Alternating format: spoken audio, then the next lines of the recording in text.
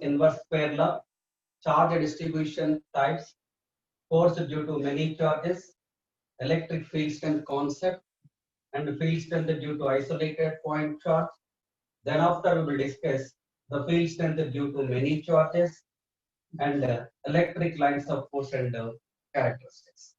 So this is the my plan of talk. Right. So what is the Coulomb's inverse square law?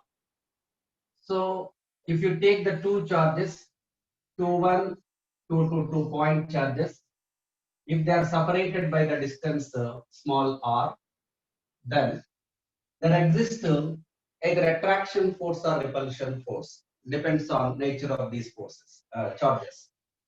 If they are the like charges, repulsion force exists. If they are unlike charges, attraction force exists. We have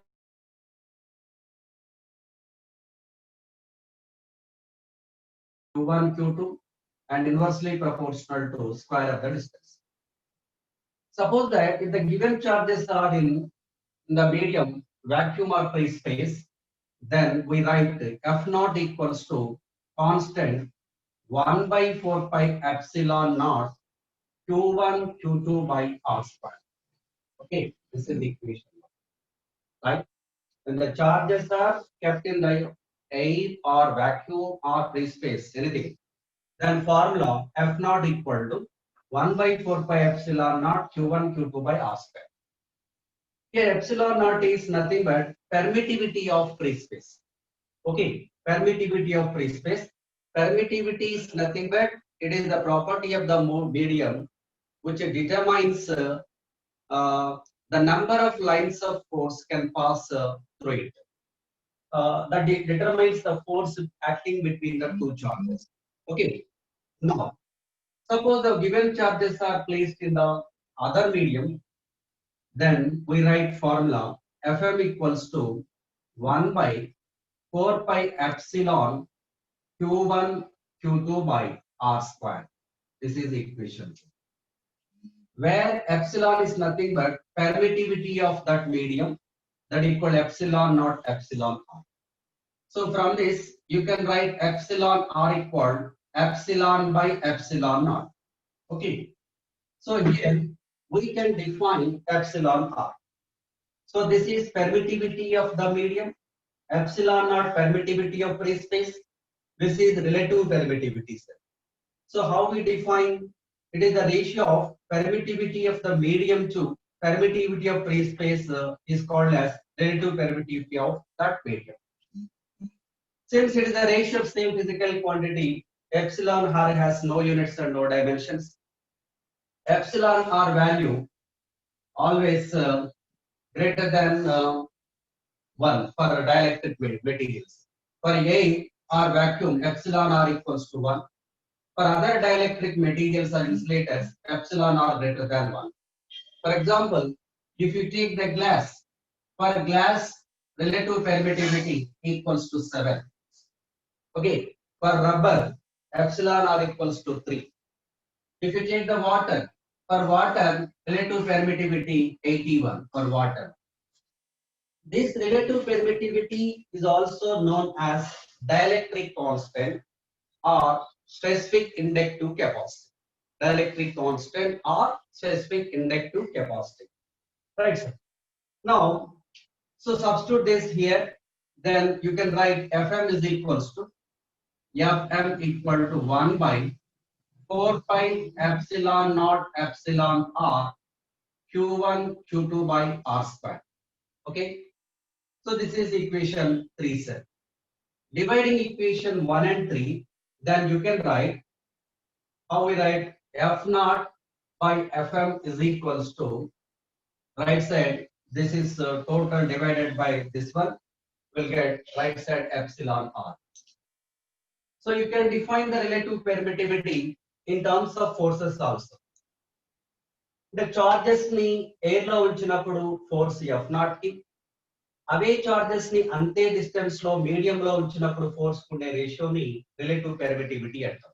okay, relative permittivity అనేది perfect insulators dielectrics కి epsilon r equals to 0, other dielectric materials కి epsilon r greater than 1 ఉంటుంది. Okay, air or vacuum or free space అయితే epsilon r equal to 1 substitute చేస్తాం. ఇప్పుడు ఈ ఫార్ములాలో epsilon r equal to 1 substitute చేస్తే నీకు సేమ్ ఈక్వేషన్ 1 వస్తుంది. అవునా? పర్ఫెక్ట్ కండక్టర్స్ అయితే కండక్టర్స్ కి epsilon r equals to infinity ఉంటుంది. పర్ఫెక్ట్ కండక్టర్స్ అంటే metals are good conductors of electricity. కాబట్టి మెటల్స్ కి epsilon r equal to infinity ఉంటుంది. Right? Okay, epsilon r equals to infinity. Right. So ఇక్కడ ఏం చెప్తున్నాను, గివెన్ చార్జెస్ ని ఎయిర్ ఆర్ వాక్యూమ్ లో ఉంచినప్పుడు ఫోర్స్ కి, అదే చార్జెస్ ని వేరే మీడియం డైఎలక్ట్రిక్ మీడియం లో ఉంచినప్పుడు ఫోర్స్ కు ఉండేటువంటి రేషియోని రిలేటివ్ పెర్మిటివిటీ అంటాం. దీన్ని డైఎలక్ట్రిక్ కాన్స్టెంట్ అంటాం, లేదా స్పెసిఫిక్ ఇండక్టివ్ కెపాసిటెన్స్ అంటాం. క్లియర్? రైట్. నౌ మరి దీన్ని వెక్టార్ ఫామ్ లో ఎలా రాస్తాం? ఇది జనరల్ గా రాసాం. So we can write the Coulomb's inverse square law in vector form. So here Q1 Q2 మీద ఎంత ఫోర్స్ అప్లై చేస్తుంది? For example this is I am writing F21 bar. Q2 also exerts the same amount of force on Q1. This is F12 bar. Okay, Q1 Q2 ని for example like charges అనుకోండి sir. Q1 Q2 ని ఎంత force తో ripple చేస్తుందో Q2 కూడా Q1 మీద అంతే repulsion force apply చేస్తుంది. Q1 Q2 మీద ఎక్సర్ట్ చేసే ఫోర్స్ ని యాక్షన్ అనుకుంటే Q2 Q1 మీద అప్లై చేసే ఫోర్స్ రియాక్షన్ అవుతుంది. అండ్ ఇక్కడ F21 bar F12 bar equal గా ఆపోజిట్ గా ఉంటాయి. కాబట్టి ఇది యాక్షన్ రియాక్షన్ పేర్ అనేది ఇక్కడ ఎగ్జిస్ట్ అవుతుంది. న్యూటన్స్ థర్డ్ లా ఇక్కడ అప్లికబుల్ అవుతుంది. Okay, force exerted on Q2 by the Q1, I am writing F21 bar. Force on Q1 due to the Q2, F12 bar. Right? Right. Now F21 bar is equals to 1 by 4 pi epsilon naught Q1 Q2 by Q1 Q2 by. So then the position vector I am writing R21 square into R21 cap. Okay, so in between Q1 Q2 మధ్య ఉన్నటువంటి vector ని R21 అనుకుంటే R21 square ఆ direction లో unit vector R21 cap అవుతుంది. Similarly F12 bar equals to ఎలా రాయొచ్చు? 1 by 4 pi epsilon naught Q1 Q2 by R12 square into R12 cap. Okay, F21 bar equal ఇక్కడ R21 క్యాప్. రైట్, అంటే ఈ direction లో. So this is F21 bar direction లో unit vector ని ఏమని రాశాను? R21 క్యాప్ రాశాను. F12 బార్ డైరెక్షన్ లో యూనిట్ వెక్టార్ ఏమవుతుంది? R12 క్యాప్ కదా. కాబట్టి ఇక్కడ R21 క్యాప్ అనేది యూనిట్ వెక్టార్, అది F21 బార్ డైరెక్షన్ చెప్తుంది. R12 cap F12 bar direction చెప్తుంది. అంటే ఇది అంటే ఈ డైరెక్షన్. R21 క్యాప్ డైరెక్షన్ ఏంటి? F21 బార్ డైరెక్షన్ అంటే ఇది, అంతే కదా. Q2 పైన Q1 అప్లై చేసే ఫోర్స్ ఈ డైరెక్షన్ లో ఉంది. That is represented by this. Q1 పైన Q2 అప్లై చేసే ఫోర్స్ ఈ డైరెక్షన్ లో ఉంది. That is represented by R12 cap. Okay, so here F12 bar is equal to minus F21 bar. Then F12 bar equal minus F21 bar. Right, కాబట్టి so the magnitude of F12 bar equal magnitude of F21 bar అవుతుంది. ఇక్కడ magnitude equal గా ఉండి రెండు ఒకే line వెంబడి opposite direction లో పనిచేస్తాయి. ఇది vector form of Coulomb's inverse square law. And ఇక్కడ నువ్వు అబ్జర్వ్ చేయాల్సింది చూడండి, F0 by Fm equal epsilon r కదా. From this Fm is equal to F0 by epsilon r gas. అంతేనా? For insulators or dielectric medium, already I told you that epsilon r greater than 1 అన్న. Epsilon r greater than 1. Greater than 1 అయినప్పుడు Fm value F0 కంటే తక్కువ ఉంటుంది కదా. కాబట్టి ఏవైనా given charges ని మీరు వాక్యూమ్ లేదా ఫ్రీ స్పేస్ లో ఉంచినప్పుడు లేదా ఎయిర్ లో ఉంచినప్పుడు ఫోర్స్ కంటే అదే చార్జెస్ ని డైఎలక్ట్రిక్ మీడియం లో ఉంచినప్పుడు ఫోర్స్ తక్కువగా ఉంటుంది అనే విషయం మనకి ఇక్కడ స్పష్టం. Okay, Fm equal to F naught by epsilon r, or the ratio F naught by F0 by Fm equal to epsilon r. Right, sir. So the next concept is charge distribution. What is meant by charge distribution? Okay. So okay point వద్ద charge locate అయి ఉంటే దాన్ని మనం point charge అన్నాం. Okay, small charge, tiny charge, దాని point charge అన్నాం. ఒక point వద్ద కాకుండా కొంత స్పేస్ లో, కొంత రీజియన్ లో చార్జ్ డిస్ట్రిబ్యూట్ అయ్యింది అనుకోండి సార్, అప్పుడు మనం కూలుంబ్స్ లాని ఎట్లా యూజ్ చేస్తాం? Okay, so let us discuss about charge distribution. Charge distribution. So I will explain very clearly, don't bother.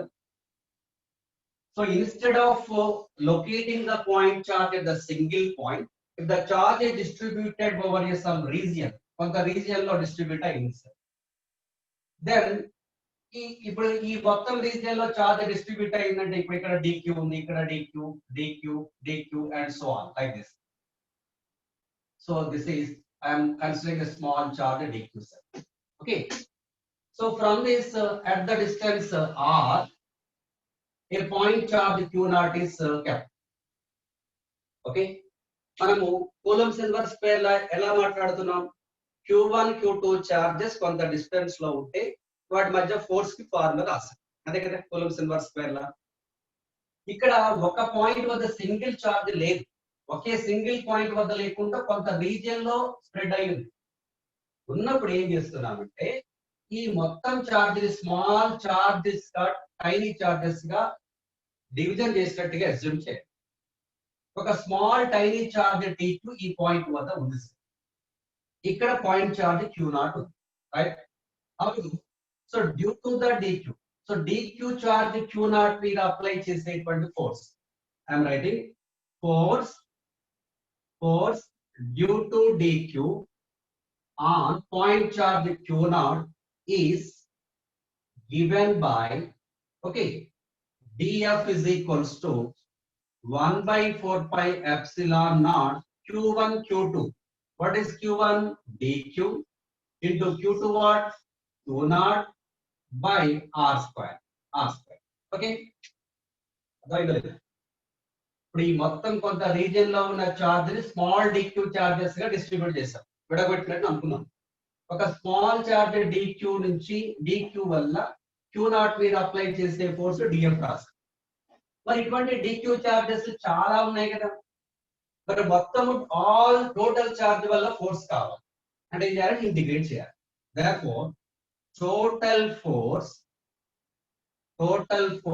on point charge q0 is given by F is equal integral of this, integral of dF, that is called integral 1 by 4 pi epsilon naught dq q0 by r square. So F is equal to, write the 1 by 4 pi epsilon naught constant outside, integral dq q0 by r square. Okay, if you want to mention it in vector form, f bar equal to, then just you keep here into r cap. Here r bar direction lo unit vector r cap. Okay, r cap is the unit vector along the position vector r bar. Okay, itla అంటే కొంత region లో charge distribute అయి ఉంటే ఏదైనా another charge మీద పనిచేసే force find out చేయడానికి coulombs inverse పేర్ లాని ఇట్లా ఇంటిగ్రేషన్ పద్ధతిలో మనం క్యాలిక్యులేట్ చేస్తాం. అయితే చార్జ్ డిస్ట్రిబ్యూషన్ మూడు రకాలుగా ఉంటుంది. One is linear charge distribution, second one surface charge distribution, the third one volume charge distribution. ఎట్లా? ఫర్ ఎగ్జాంపుల్ ఒక వైర్ చార్జ్ చేసాం, infinite length of your wire ని చార్జ్ చేసాం, అది లీనియర్ చార్జ్ డిస్ట్రిబ్యూషన్ చేస్తాం. ఓకేనా?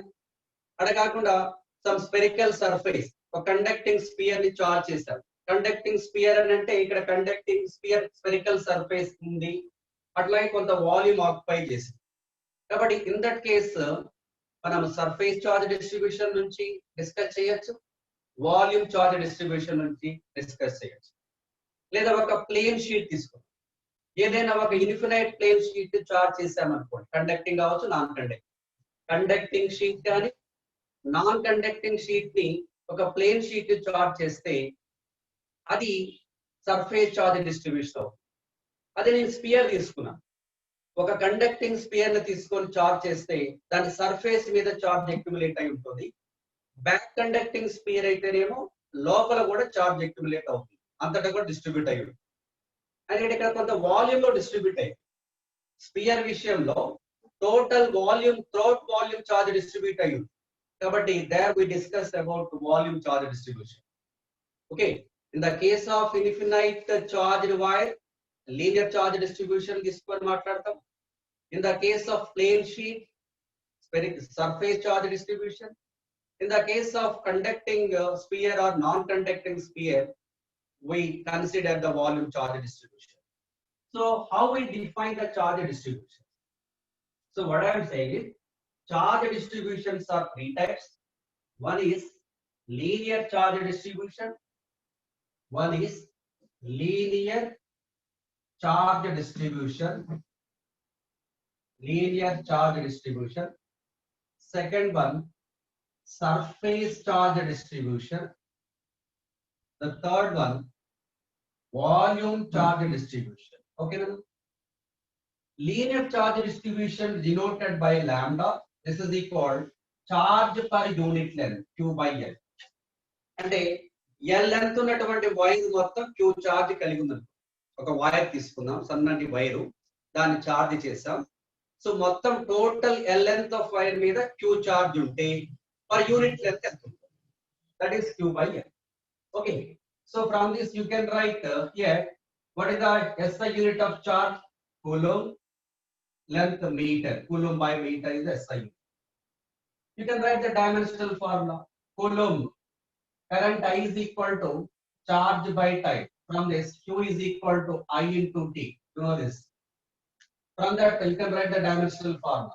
I, A, T by meter is length equal to A1 T1 L minus 1, AT L minus. Okay, right. The second one, surface charge distribution. This is denoted with the sigma. Sigma equal to charge per unit area, Q by E. Q by E. So you can write the unit charge unit in D, coulomb, area meter square. Okay, let us write the dimension for coulomb. AT by meter square is L square equal to A1 T1 L minus. Right. Now, the third one, volume charge distribution. Then rho to చూపిస్తాం. Rho equal to charge per unit volume, Q by V. So what is the unit? Charge coulomb, volume meter cube, right? Coulomb AT dimension formula, meter cube is L cube equal to A1 T1 L minus. Or you can write lambda equal to dQ by dL. Sigma equals to charge per unit area, dQ by dA. Similarly, rho is equal to charge per unit volume, dQ by dV. Okay, and ఎలా assume చేయాలి? ఇప్పుడు L length ఉన్నటువంటి wire అనుకుందాం, charged wire. దీన్ని small DL length ఉన్న small infinite cell elements గా divide చేస్తామని assume చేయాలి. ఓకేనా? స్మాల్ DL లెంత్ లో dQ చార్జ్ ఉంది. సో dQ by dL అంటే చార్జ్ పర్ యూనిట్ లెంత్ అవుతుంది. అంతేనా? ఒక ప్లేన్ షీట్ తీసుకున్నాను, మొత్తం దీని ఏరియా క్యాపిటల్ ఏ, ఇది చార్జ్ చేసాం. ఈ టోటల్ ఏరియాని స్మాల్ ఏరియా ఎలిమెంట్స్ గా డివైడ్ చేసాం. మొత్తం ఒక స్మాల్ ఏరియా ఎలిమెంట్ DA అనుకుందాం. సో DA లో dQ చార్జ్ ఉంటే పర్ యూనిట్ ఏరియా ఎంత అవుతుంది అంటే dQ by DA అవుతుంది. నేను V వాల్యూమ్ లో ఒక స్పియర్ తీసుకున్నాను, charged sphere. Total volume V ని స్మాల్ dV వాల్యూమ్స్ గా విడగొట్టారు. స్మాల్ వాల్యూమ్ dV లో dQ చార్జ్ ఉంటే పర్ యూనిట్ వాల్యూమ్ ఎంత ఉంటుంది? So that is dQ by dV. Right. So from this ఎలా రాయొచ్చు? dQ equal to lambda into dL కాబట్టి then Q equal to closed integral lambda dL అవుతుంది. From this Q equal to dQ equal sigma dE. So Q equal integrate చేస్తే both sides Q వస్తుంది, అంతే కదా? So integral of dq and q that equal integral surface integral sigma dA. Here q is equal to volume integral rho dV. మనం first year లో mechanics లో మాట్లాడాం. Line integral, surface integral, volume integral. అందులో ఒక line వెంబడి length మొత్తాన్ని మనం కూడాలనుకోండి sir, add చేయాలంటే ఏం చేస్తాము? ఇంటిగ్రల్ ఆఫ్ డిఎల్ అంటాం. అన్ని స్మాల్ ఎలిమెంట్స్ యాడ్ చేస్తే integral of dl, close integral dl అంటాం. కొంత సర్ఫేస్ ఏరియాని స్మాల్ ఏరియా ఎలిమెంట్స్ గా డివైడ్ చేస్తే డిఎస్ గా అన్నిటిని మనం సమ్ చేయాలంటే ఇంటిగ్రల్ ఆఫ్ డిఎస్ అంటాం. సర్ఫేస్ ఇంటిగ్రల్ డిఎస్ అంటాం, అంతే కదా. కొంత వాల్యూమ్ ని dv volume the small infinite small volume elements గా డివైడ్ చేస్తే టోటల్ వాల్యూమ్ కావాలంటే ఏం చేస్తాం? ఇంటిగ్రల్ వాల్యూమ్ ఇంటిగ్రల్ డివి అంటాం కదా. సో అలా రాస్తున్నాం. q equal to closed integral lambda dl. here q equal to surface integral of sigma da. Sigma is constant, lambda is constant.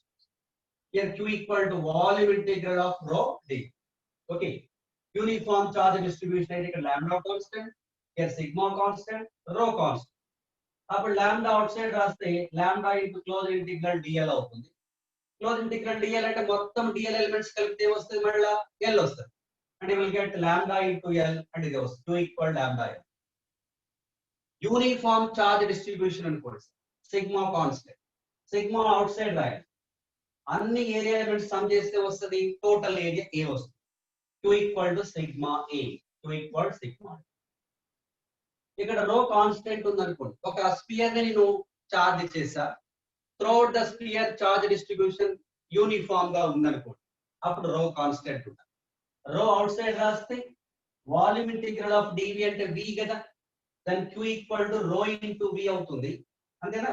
అంటే మనకి ఇదే వస్తుంది. కాబట్టి ఇట్లా నేను ఎక్స్ప్రెస్ చేయాలి. Okay, and in the linear charge distribution, charge is given by q equal closed integral lambda dl. In the surface charge distribution, q is calculated surface integral of sigma dA. In the volume charge distribution, q equal volume integral of rho d.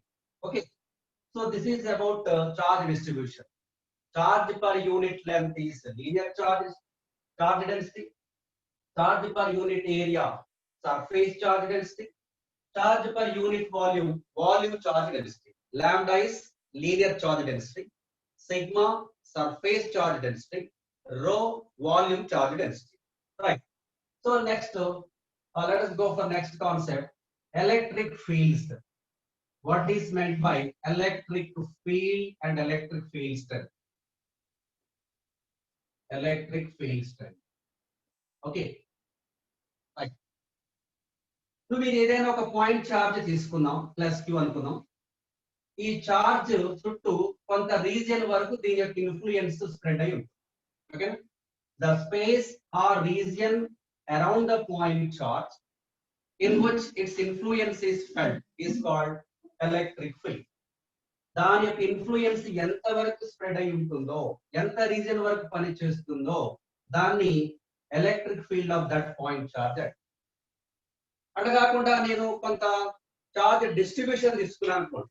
ఇక్కడ single point వద్ద ఒకటే point charge, ఇందాక చెప్పిన ప్రకారంగా కొంత region లో charge distribution ఉందనుకో, ఆ చార్జ్ డిస్ట్రిబ్యూషన్ యొక్క ఇన్ఫ్లుయెన్స్ ఎంత వరకు స్పేస్ లో ఎంత వరకు అది స్ప్రెడ్ అయి ఉంటుంది అనేది దాని యొక్క ఎలక్ట్రిక్ ఫీల్డ్ అవుతుంది. ఓకేనా, right. So in this electric field at any point P, I am keeping the unit positive charge plus. Then the force experienced by this unit positive charge is called as field strength at that point. ఏం చెప్తున్నాను? Electric field లో ఏదైనా point వద్ద unit positive charge ఉంచితే, 1 కూలం charge ఉంచితే దాని మీద ఎంత ఫోర్స్ పని చేస్తుందో, that is the electric field strength at that point.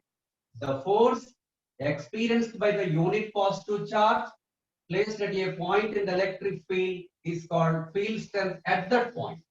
Okay, so this is the positive charge, it is the positive charge, like charges repel, then plus q repels unit positive charge in this direction. So then the direction of field strength is along this direction. How we write this?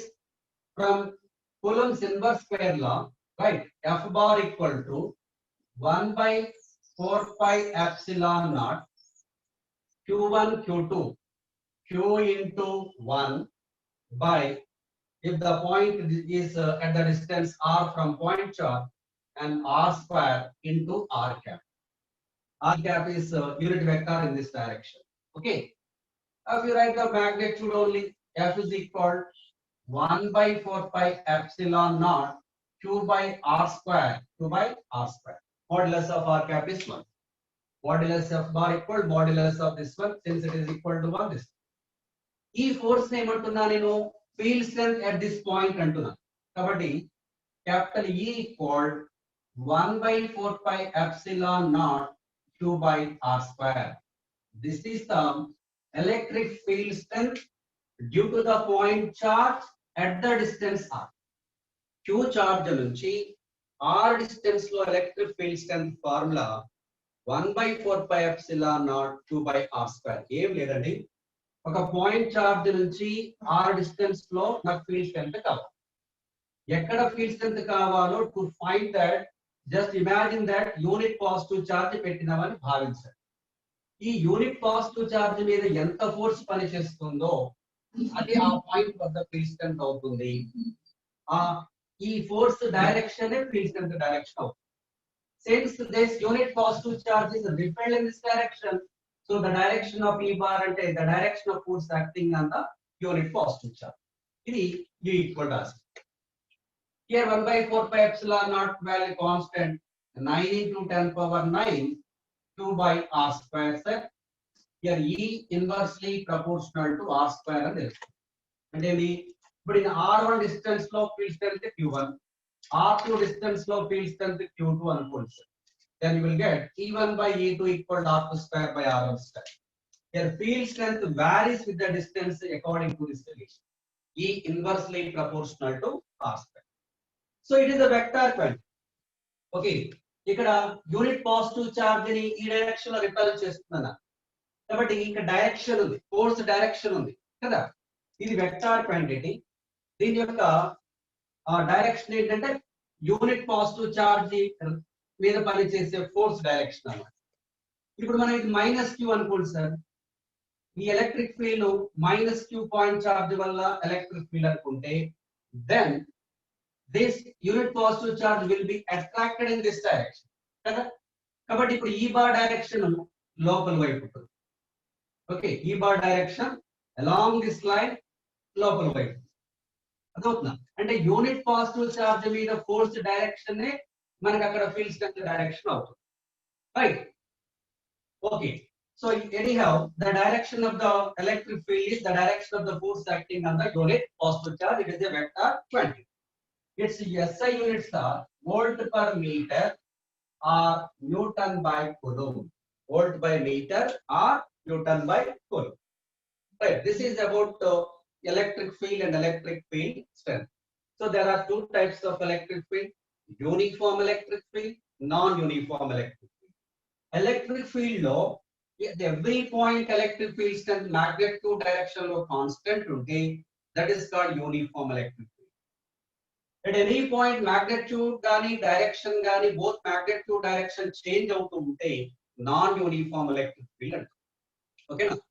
So the field in which at every point the field strength is constant both in magnitude and direction is called uniform electric field. If the magnitude or direction or both magnitude and direction are changing, that is called non-uniform electric field. Okay, thank you.